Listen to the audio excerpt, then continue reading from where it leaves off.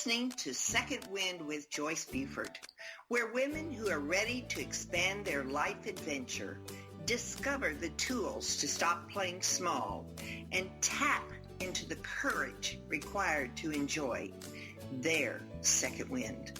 Welcome. I thank you for being here today.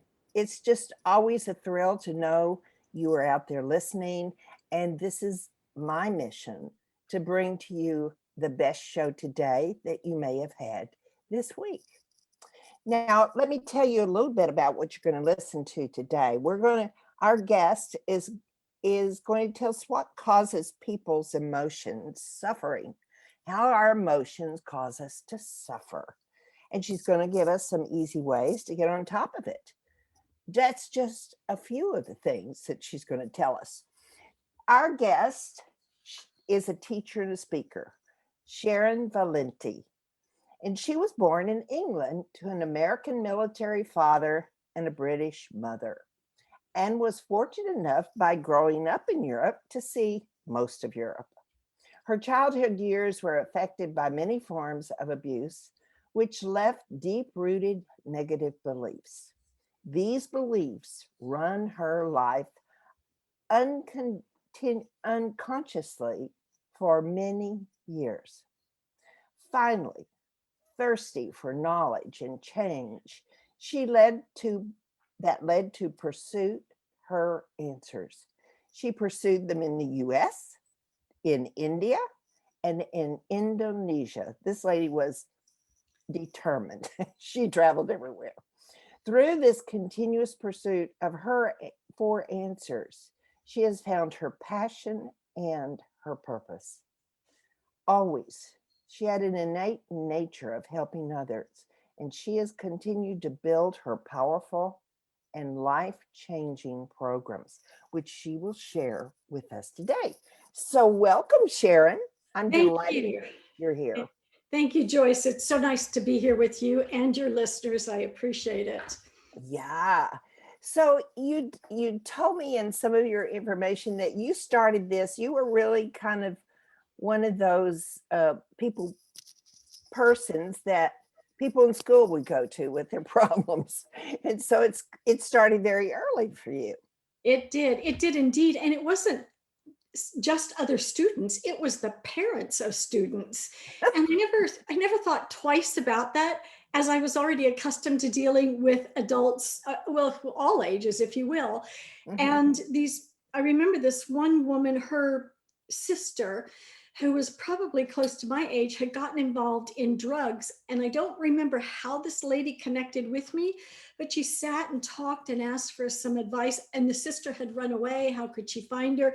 And a very strong friendship grew out of that for the years that we still lived in Germany.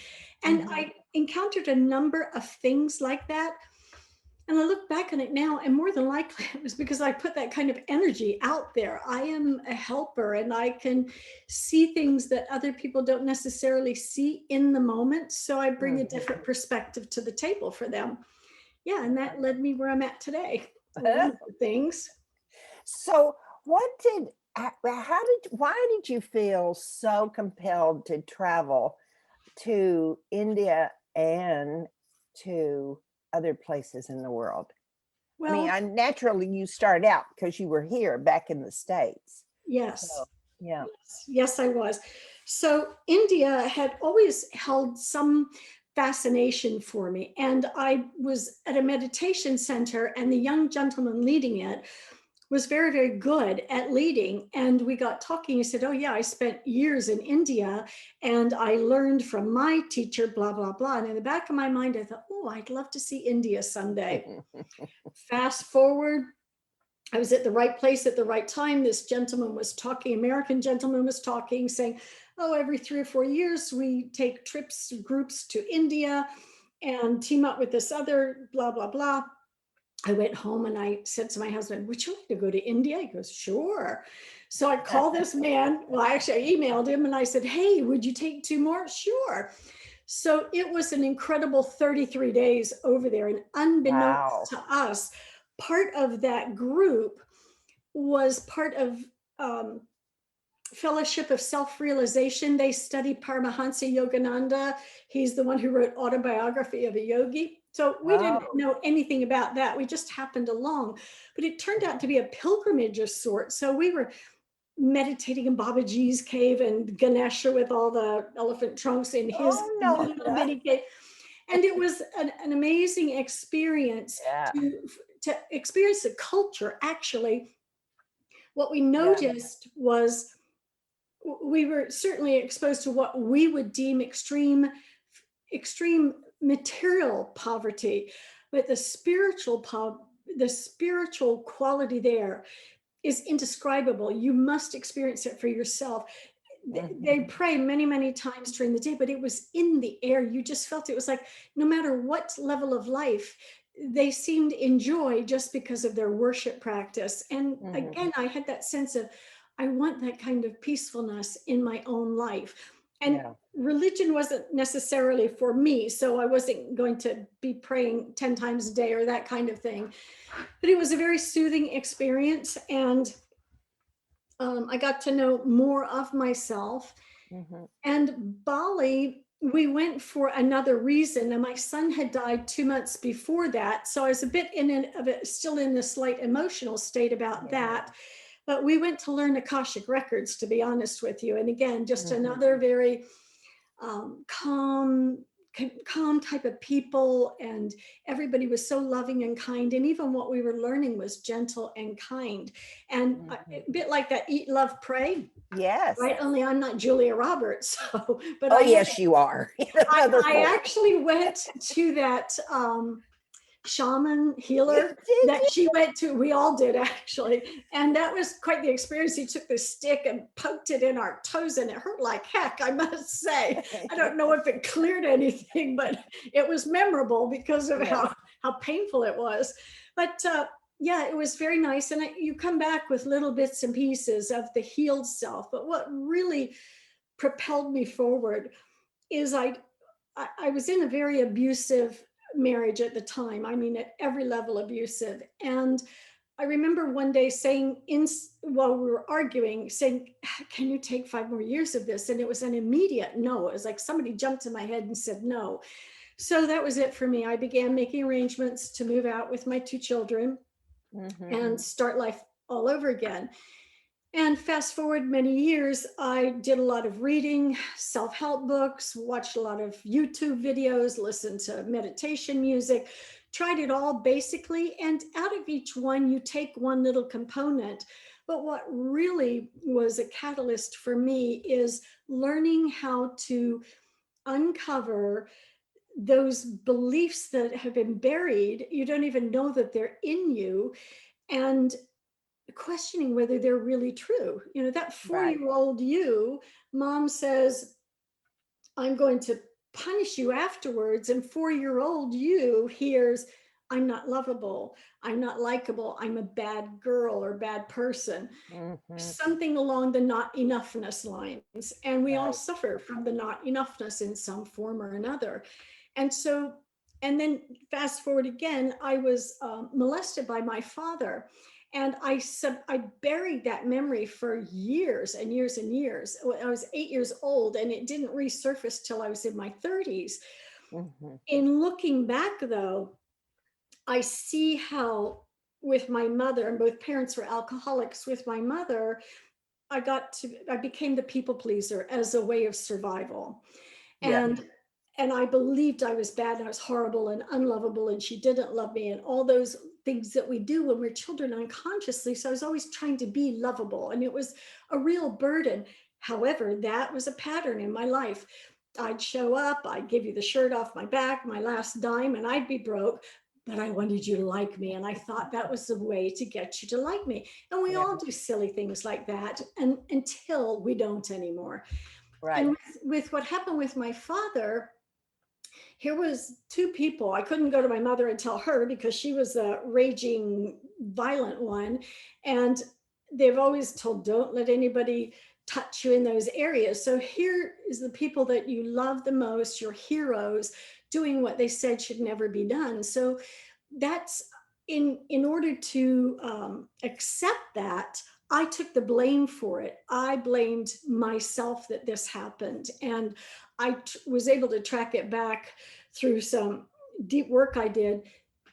I even had the thought at that time that if I hadn't been born, this wouldn't have happened and he wouldn't be in trouble in any way. It's all my fault, all my fault. Oh, wow. All my fault. Wow. But I kept choosing relationships along the way that were driven by an underlying belief that in order for men to love me or like me, I have to let them touch my body in ways that don't feel good to me.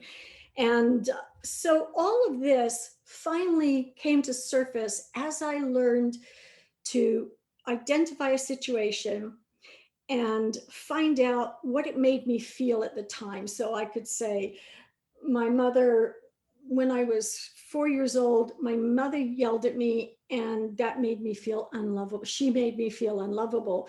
So then I'm going to find out, did she really make me feel unlovable? And the fact is, she didn't. All she said was she was going to punish me. I said I was unlovable. And I kept hold of that for years until I started questioning it. Yeah. And there's so much more, you know, Well, I want to go back and I'd like to kind of shred some of this. Yes. First off, a very light question. Was the experience at the ashram, which I totally believe was the law of attraction, hearing that request of yours and seeing, yes, I'm giving this to this lady and her husband. And the timing was perfect for it was. Just losing your son. Yep. Oh my, what a gift. And to go with this particular group was amazing. That was far more than just taking a trip to Yes, it was. I took a trip to India, but I didn't take that awesome trip, which was just so. Was the ashram, I mean, you got to see a lot of wonderful experiences, such as the 2 caves or tombs or whatever you call them. Any more than that, temple. Yes. I'm so jealous. Yeah, I wish we could do it again. But was the daily routine, being there for 30 days, was the daily routine sort of like the Eat, Pray movie that they showed us? Was it that rigid? In a way, we not overly so. In the mornings, there was, I can't remember the musical instrument, but the other guide, there's an instrument that they use and they do chants and mantras and stuff. So we learned those. We stayed in many, many places. We stayed in one ashram that was way north India. We stayed in some hotels. We stayed at the top of the Ganga River in this beautiful campground area. It was remarkable, but the guide knew the owner of this. So it was set up, afternoon teas were brought out, the prayers in the evening, there'd be more of the prayer and mantra kind of things. Then there'd be conversations about life and the depth of that were not our names, were not these bodies, were so much more. And it was so wonderful. And my feeling on enlightenment is every aha moment that we have about anything is a moment of enlightenment. It's not that big bang that has happened to some people. As we continue to grow and learn, we have those enlightening moments and enlightening thoughts. So yes, there was definitely something to that trip in India that actually happened before my son passed, and Bali was very routine, very all day long. It was very, very, very structured. We visited incredible temples that had meaning to them and learned much over there. Yeah. Was that on the same trip you went to Bali, or Bali's in Indonesia? We did India in 2013, I think it was, and Bali in 2015. Yeah, it has to be so almost ingraining, or it soaks into your skin to be in the country, to experience those with other people that are already skilled in the practice, and it just has to come through your into your, as you said, you felt the power of meditation around you. And it's just got to be an unbelievable experience. It was. I Sorry. no. We went to where the home of where Kabir, the very famous poet Kabir, had been raised. And I got talking to a 33-year-old monk there. And there's, again, a lot of cultural differences. And he was taken there when he was just 3 years old to be raised by the monks, because that, in his parents' mind, that would give him an opportunity at a non-poor kind of life. Yeah. And I felt such a connection to this monk, and I could have spent days with him just talking, and we had a lovely conversation until somebody interrupted us. And yes, it definitely was a law of attraction thing. It really it really felt like that. And I said that to my husband. I said, I feel like I'm going over there to meet someone possibly from another life. And I didn't want to sound too woo-woo. My husband's a psychologist, so he's a very good listener. He just listens, kind of rolls his eyes, and it's all good. So at least I'm not in an asylum yet, so it's good. He's a good sport. He goes on all of these with me, and he takes it all in. I don't know whether it alters his opinion or not, but I only care, take care of me. So anyhow. So this is not your first husband, but your second husband. Correct. All right. Yes. So we kind of shared this guy doesn't beat me up. Oh my. Yes, get away. Well, I am just constantly amazed at how we are put into, when we begin searching, we are led to the right people at the right time, and it becomes almost easier for us to take the information in. Yes. You hit on something very, very powerfully when you talk about it. All begins with our own self-love. Yes. Because from the age, actually 15 months, 18 months, we start getting educated as to what we can't do. Everything comes from outside of us, all guidance. We have no intuitive self. We have no really rewarding traits in us. And so it's no surprise that once our parents do pass on their limitations to us, what they were fed. Yes. And so the fact that you are so determined and so successful in breaking that cord that is passed down from generation to generation is so what a gift. What a thing that we all need to hear. And particularly, I think the woman suffers the most. I'm making a very broad statement here. Yes, you are. But I maybe it's because I am a woman, but I do think the one thing we always are afraid of is that we're just not enough. Somehow we get that message really early. Everybody gets that. How do we get that? Well, here are some of the things, and I agree 100%. It's generational.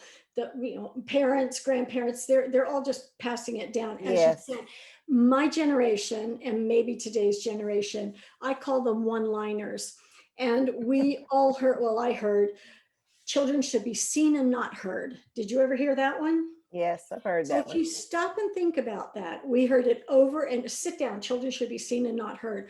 What are the possible beliefs that could instill in us? Not important. Yes. Need to be invisible. Yes. What about men? And that came from our loved ones and our teachers. Yes, indeed. What about men shouldn't cry, boys shouldn't cry. Now we have a generation of emotionally devoid partners, and the women are craving, God, can't you tune in to me? And no, he can't, because he's been so stifled for so long. He doesn't know how to undo that. He doesn't understand it's a belief that's driving him. What are some others that we heard? Well, I like this one. money, what do you think? Money grows on trees. Actually, it does, because money is made of paper and the paper comes from trees. So folks, that one's not even true anymore. But if you invite your listeners to sit down and write down all of these one-liners that they heard growing up, and see if you can find the belief you took on unconsciously in those moments. For a lot of my life, I felt invisible. I'd be in a room and I'd say, what am I, chopped liver? Because they'd all be talking around me. But somehow I was showing up as invisible. And it's like the bully knows who to pick on in the playground, because there's an energy coming from both of them.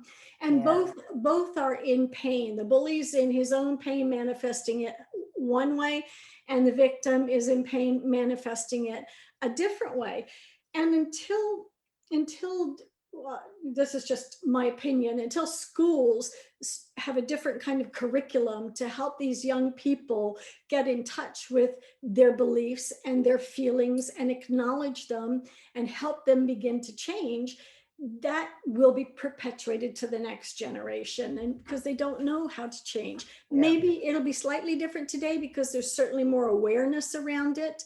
I mean, they're calling it mental health, and it is a form of mental health. It's also emotional health, physical health, because those thoughts that we think over and over and over, the negative ones, have to manifest, and they usually do in the form of an illness, a physical illness. It will come up as cancer, it will come up as just horrible illnesses. And that why does mental health have such a negative stigma around it? Do you remember Valley of the Dolls? That was like the title, but I don't that was like an X-rated movie back then. You know, she was taking Valium or something like that. I didn't see it either.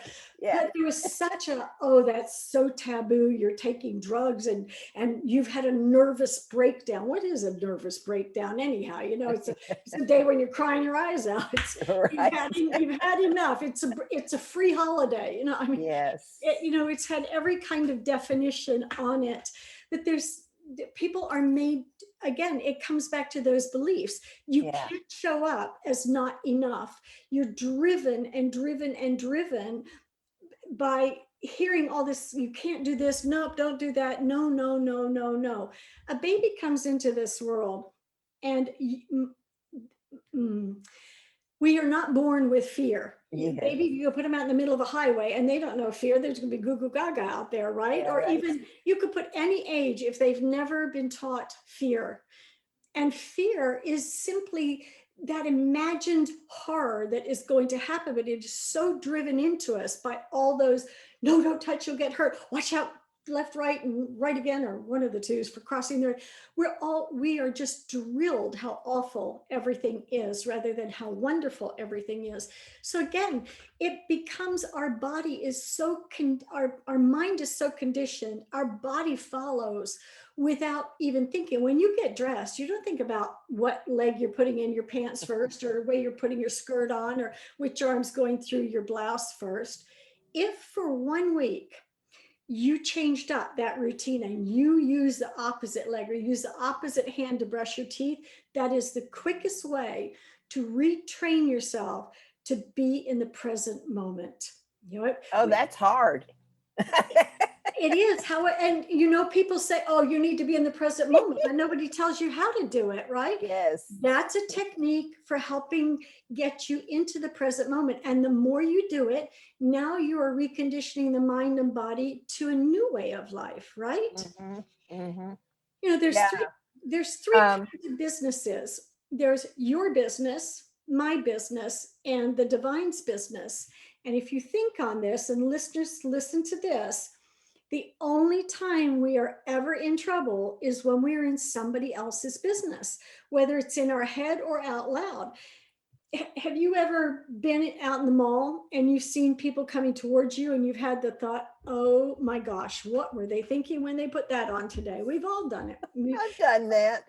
Whose business is it what they wear? Or if you're out to dinner with somebody you're very close to and they're eating in a way you don't particularly care for, you might say something to them. How dare we be that audacious? It's their business how they eat. We have a choice. We can either ask them to change, we can put our heads down and just eat, or we can leave. We wouldn't like it. We don't like it when somebody tells us how to do. If there's a tsunami in Australia, I have no control over that. That's the divine's business. But Yeah. there are people that want to take it on as a cause, as in a project, and they're all wound up and they're doing it to themselves. That tsunami has not done that to you. You have done that to yourself with your beliefs and your thoughts. Yeah. My critiquing other people's actions is so old in my body. You know, that came from grandma, Yeah. ma. I mean, it is so old. And yes, I always use the right leg to put my pants on. Try with the left now. Tomorrow I'll use the left leg. Now I have to steady myself because Hey, it takes absolute concentration. It does.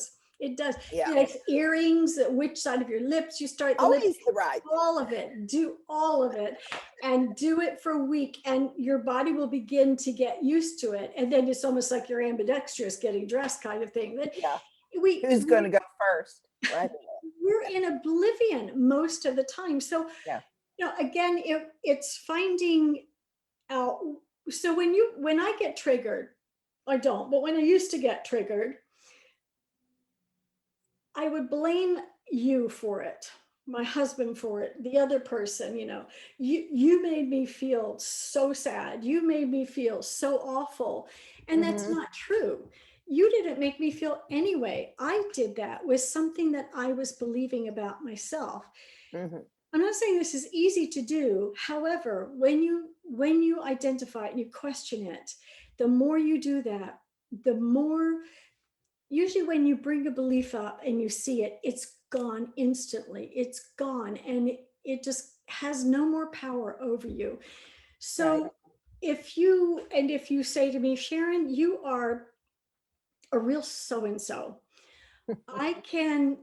I would in the past have said, oh, well, how dare you, da, da, da, da, da.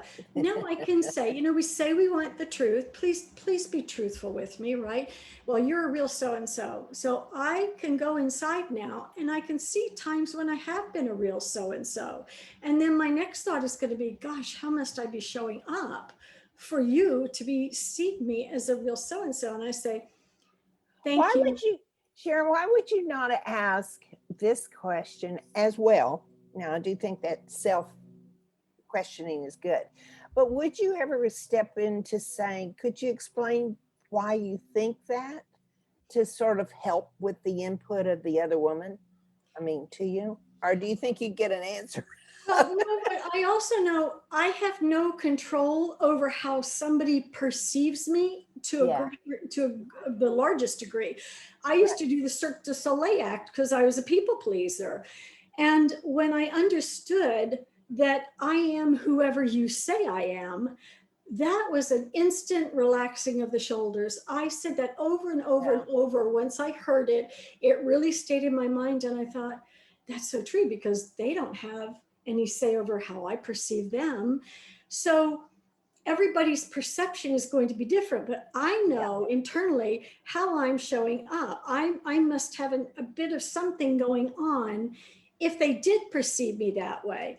And if I want to be perceived as a kind, nice, gentle, peaceful person, I know I show up in a particular way. And my whole aura, my whole demeanor just gives that off.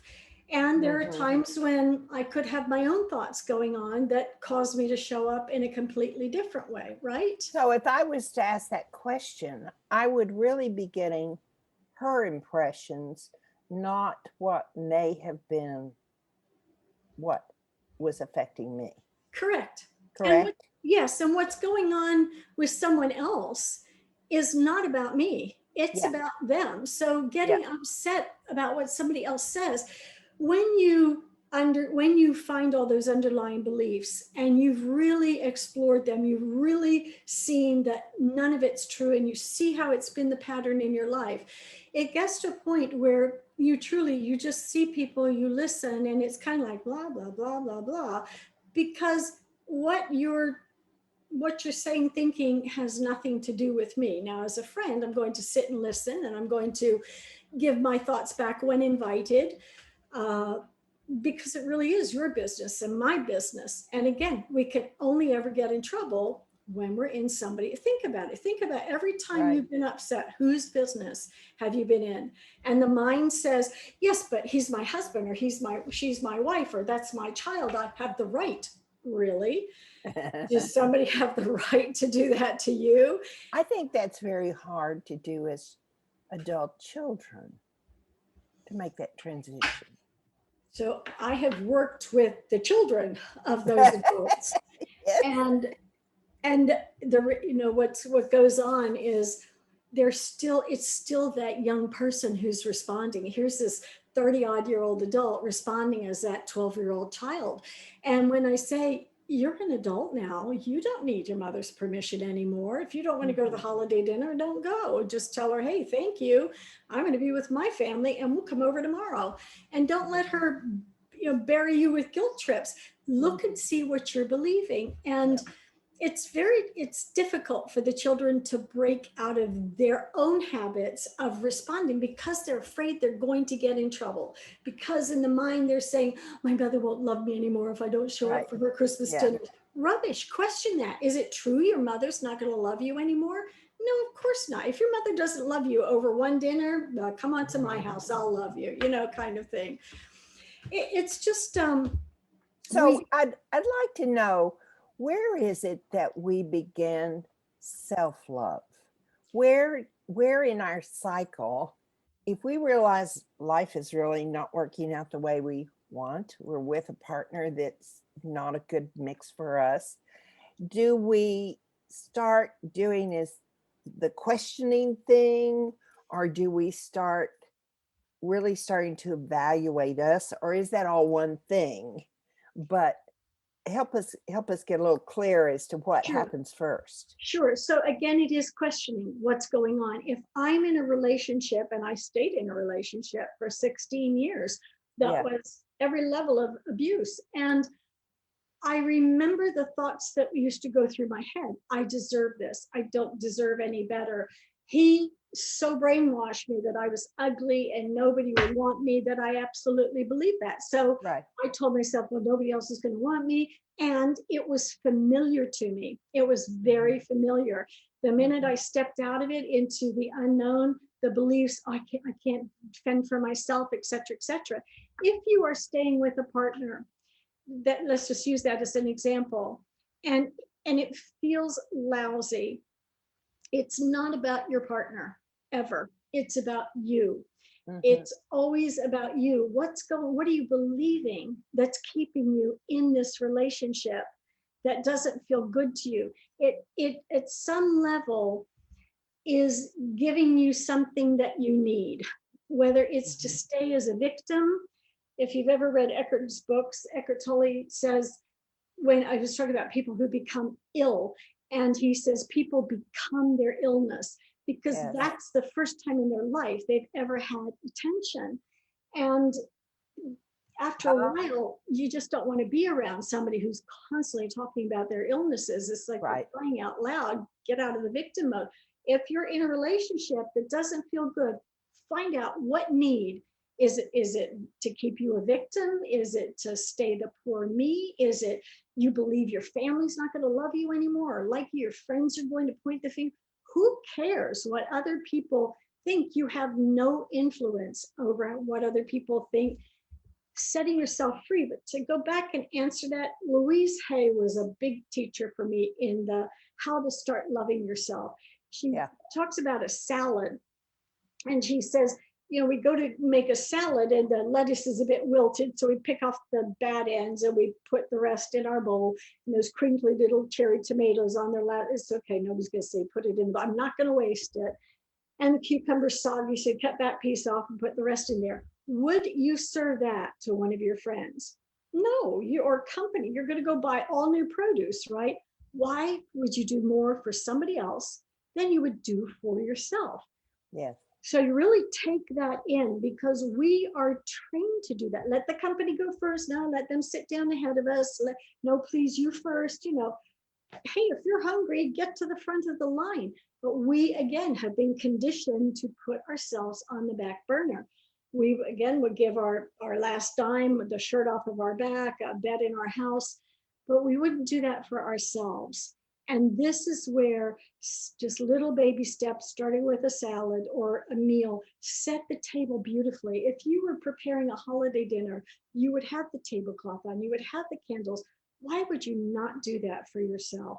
It really makes a difference in how you feel. We were talking at the beginning, when you dress a little better than a day off kind of thing, you feel marvelous. Don't your hair done, makeup done. You just feel sparkling. Forget the dusting and vacuuming today. I'm feeling good. You know, I'm going to go out kind of thing, right? That's an act of self-love. If you're not in the habit of getting manicures and pedicures, go and do it until you stop feeling guilty about spending the money on yourself. We would do it for our kids. Right? I want to share one with you that I learned through somebody. I thought it was just brilliant. And I, to this day, use it. I went out, and I'm a pretty conservative woman. Okay. I have certain things that I love. I love anything sparkly and shiny, and I do dress, you know, I don't go around in sweats, but this was kind of pushing me when I went through my divorce. The bravest thing I'd done was to paint my nails purple. So that was pretty brave for me. Right. But now let's step it up a notch. This woman said, why not go out and buy a red bra? Ooh, and I went, red? Oh, no. Do you know when I put that red bra, I did buy one. You felt I bought a blue one too, and I bought a black one, but black one we've done before. But the red one was really my statement piece. And I want you to know, to this day, if I wear that bra, the red one, and I'm going somewhere that I need power or confidence or a great personality, whatever, I wear that bra. Yes. Because I have a secret that empowers me to be my best self. And it's such a little thing. But oh my gosh, it psychologically takes me to another level. It does. Isn't it fun? Yes, it's very fun. So that's also self-love.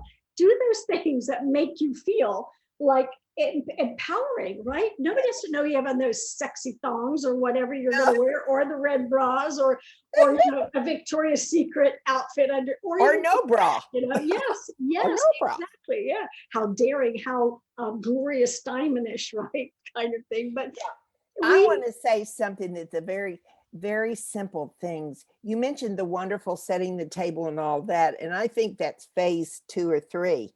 I think important it is for women just to sit down and eat and not feel guilty. During the day, we stand up and eat, or we eat on the run. I can't tell you how many people drive down the road with a hamburger in their mouth. Yeah, I've seen that. I've seen that too. I agree. Things. Or even to just be okay with a whole day in your pajamas, watching TV and getting up to eat and not feel guilty, not hear your mother's voice say, oh, you're so lazy. Don't be so lazy. Da, da, da. Yes. We are taught to be on the go. Yes. We are absolutely taught to be on the go. And it's debilitating. You know, you're so exhausted, especially later in life. You're just tired from constantly being on the go. So again, reconditioning mind and body. Hey, it's cool to relax. So when you go on vacation, we're all on the cell phones on vacation. It's crazy. We are not that important. There's if you look up on the internet, I think it's rule number 62. And I think it's that. And it says, don't take yourself so damn seriously. It comes from a 12-step program, but it's true. We go around in our life. And again, it's driven by those underlying beliefs that we are unconscious about. And we are taught to look outside of ourselves for love, appreciation, approval. It is not anyone else's job to love me, like me, support me. That's my job. I'm the only one that knows what that looks like. Now, if I put that burden on my husband to make me happy, poor guy, it's an impossible task. He doesn't know what it takes to make me happy. Only I know what it takes to make. If I want that bunch of flowers, I'm going to buy it. I'm not going to sit around waiting for him and then being all ticked off because he's not a mind reader, right? Now, if I said, honey, will you bring home a bunch of flowers? He would do that on his way home. Men, I will admit, I think that men do at times think differently because they've been brought up with different beliefs. And it's our job to take responsibility for our lives, to not put expectations that we put on others or others put on us are impossible to fulfill. They are the other person's expectations, or they are my expectations. If we truly love these people, why would we set them up to fail like that? What a horrible experience for them, walking on eggshells, trying to meet your expectations, and you are the only one. I'll tell a quick story, if I may. My son one day vacuumed the whole house, and just of his own volition, hey, Mom, I vacuumed. I found the one bit that he missed, and I said that to him. I said, oh, you missed there. And he said, nothing I do is ever good enough for you. And this was many years ago. I cannot forget that. That was a generational. I grew up in an extremely critical home and just parroting stuff out. And to this day, I mean, he knows certainly now that I'm dreadfully sorry. And rather than saying, wow, thank you, that was so nice, and go pick up the thread. If the thread bothered me, go pick it up myself. Don't blame it on somebody else. Just a small story of, but we all do that. And we are so unfair to other people. When we get together with people, one of the first things we try and do is change who they are. So, oh, this is my best friend forever. Hey, what do you think? Why don't we try it my way? If we do it like this, we're immediately trying to take control here. Why not just really unconditional means accepting things as they are, people as they are, places as they are, without any expectations in return. That's a true unconditional life. And it's so freeing. Now, let's talk about that. What does, when you say not living life without expectations, or with a partner with expectations of what you saw modeled in by your father, the expectations that a husband would do the same thing? I was guilty of that, of course. I think a lot of us get into the trap expectations, which causes us to have so much anger, frustration, self-talk. It's just big. It is a big, big subject there. Yeah, it is. But what we're kind of approaching the end of the hour, and I want to talk a little bit about how you decided that your message would be through speaking and courses, because you do have courses. Let's send them. Let's tell the audience how they can find your work, and you can talk a little bit about your courses. Thank you. So the website is isittrue.com. I love that. Remember, is it true? Because it's all about questioning everything. Yes, I want to answer that. I also want to talk about the stories and the reality. I have 2 courses out there. They're identical curriculums. One is for people, it's a self-study. So if you literally think you don't have time, you can do that one at your own pace. The other one is stretched out over 6 weeks, and you have lessons in that, and we meet once a week together so that you can ask questions, discuss if you need to be facilitated because you had some challenges with it. I do know from already having put it out there that the examples that I give for each of the lessons are extremely helpful in moving you through this program. But I start off right away with having everyone write a very specific letter, and immediately we are able to find all of the underlying beliefs. It doesn't have to take years like it did for me. And then from there, you're going to look at different situations that have caused you to feel that. It's profound and it's life-changing. And while you're out there, if you put in your name and your email address, and I promise I'm not going to bombard you, you'll get one thank you letter on this one, but you can get your free copy of Relationship Restoration. And when I talk relationships, I'm talking all relationships. It could be the relationship you have with your dog or with your window or the tree or your best friend, but it shows things in there that we all tend to do, and it talks about the why we do them, and it creates that awareness in you, and the more aware you become, the less you'll do it. Now, we were talking about law of attraction earlier, and we've all heard we create our own reality, and it's so frustrating to hear that without fully understanding it. But if you think on this, how many times during the day are you having mental conversations with other people or about other people? So we're either in their business, right? But we create this whole story. And then you meet that person a couple hours later. They don't even know that you had this story, but we've got ourselves all worked up. And of course, we always win in our own stories, right? And we show up and we're wound up because of this story that we told, or it's a happy story that we're telling. Could be one or the other, but we are creating that, and we are, by our stories, creating how we show up in the world. We've all met somebody who is eternally negative, and they're very hard to be around. I found the easiest way to be around someone like that, first of all, I'm not around very many people like that, is to ask them what they do want. What would you like it to be like then? How would it look to you? And then you're raising their energy instead of lowering your energy. But we really are creating our own realities with these constant stories.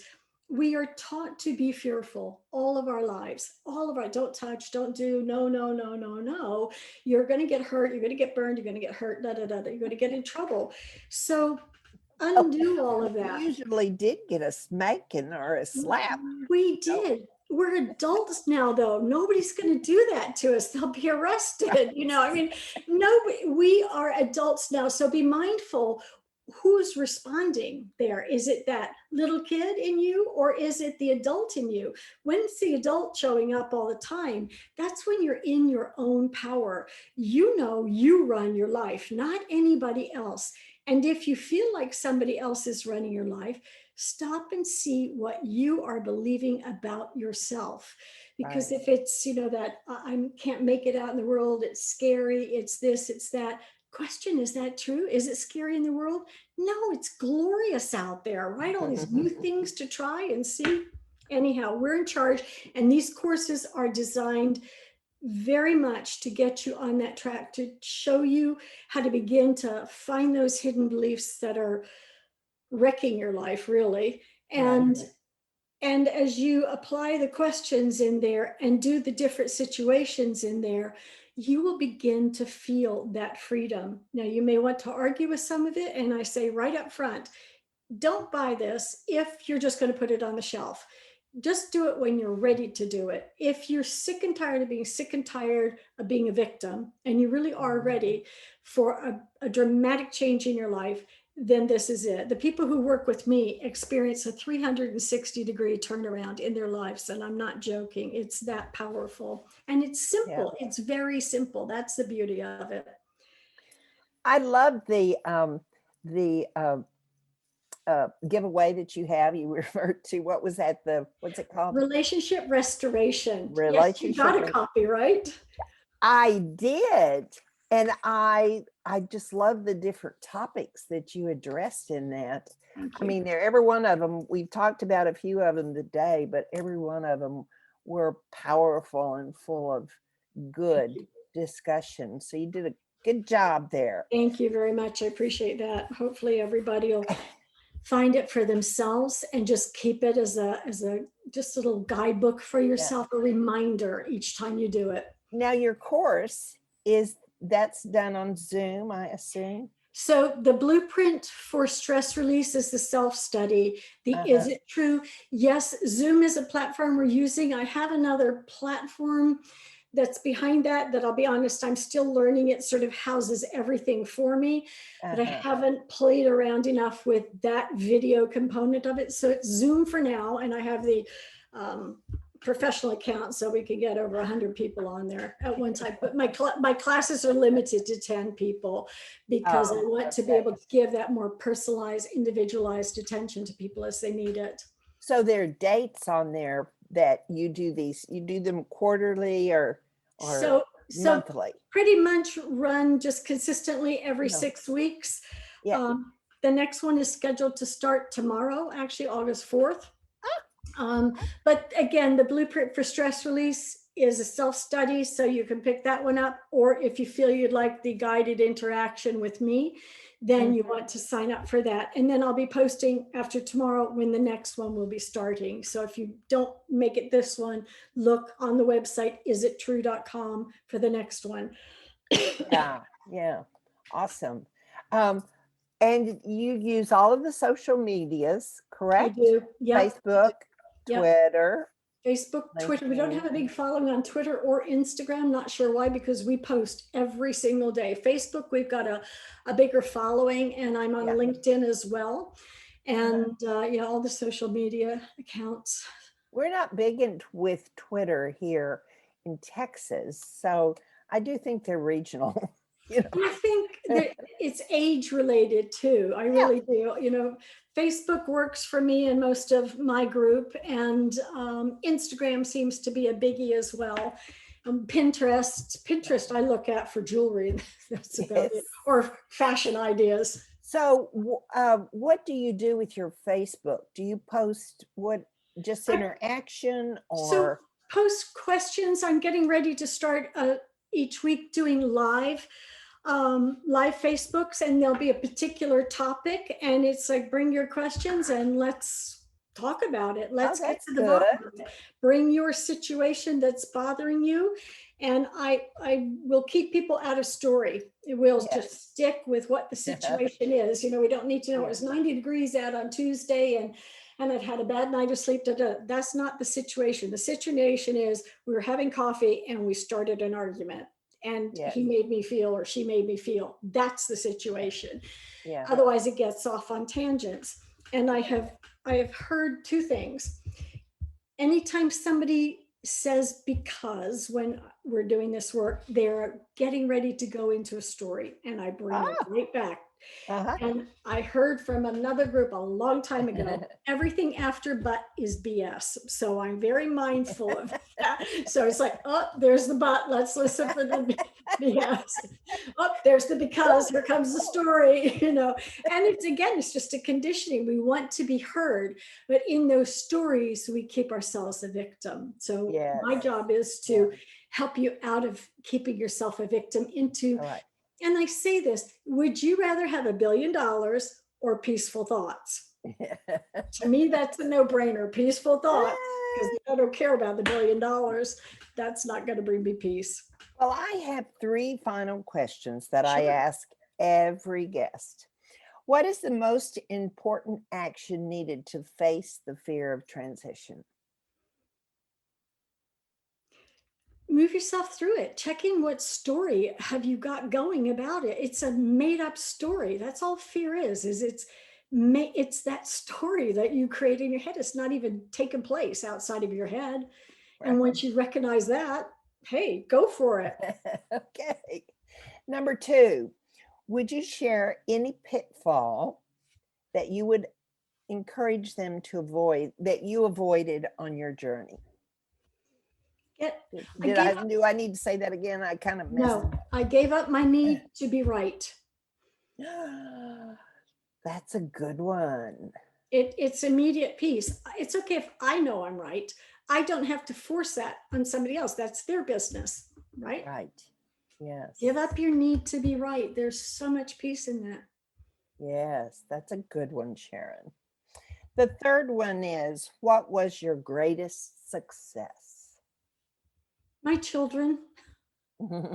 They're a blessing. Actually, my greatest success is doing what I'm doing now, helping people. Sometimes it's a group at a time. Sometimes it's one person at a time. But that's how you spread peace through the world, really, one person at a time, because as their life changes, others respond to that.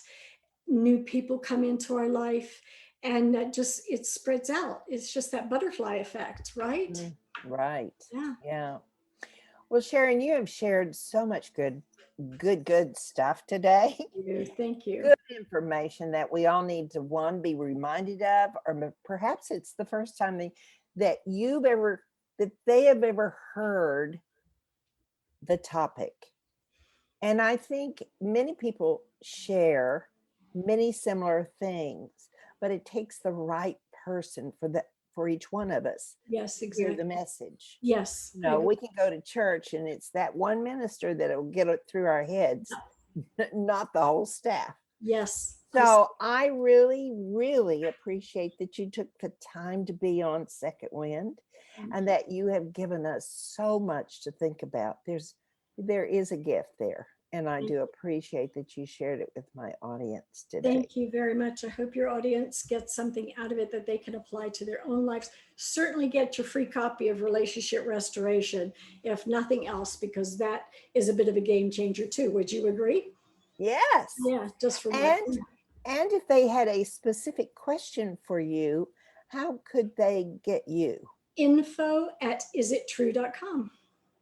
Okay, info@isittrue.com. I love your website. Is it true? It is so good. Yes. Just right on. I was fortunate anyway. to get that one too. Yes. How did you get that one? I just went out and, again, law of attraction. I said, I want something that's easy to remember, because Blueprint for Stress Release is a mouthful, and to type it. And I said, let me see if, is it true? Oh, thank you. It's mine. So there you go. Oh, thank you so much. Appreciate it. So for you listening out there, let me say that this week is the best time to start healing yourself. Start loving yourself. Take one thing away from each one of these different areas that Sharon shared with us today. Or pick up the phone or send her a text and ask her what you're confused about. But the main thing is your responsibility. It's your life. And now you can create it and change it and make it the way you want to live it. So thank you for being on Second Wind today. Thank you for giving me your time. And I hope that you find that it was very beneficial. Have a great week. Always great to know you've been here. Joyce Buford returns next week at the same time for another edition of Second Wind. Through the Joyce Buford Empowerment System, women are receiving the support they need through their transitions and are able to reclaim their true purpose with confidence. They receive the tools they need to map out new lives. You can find out more about her coaching services at joycebufordempowers.com.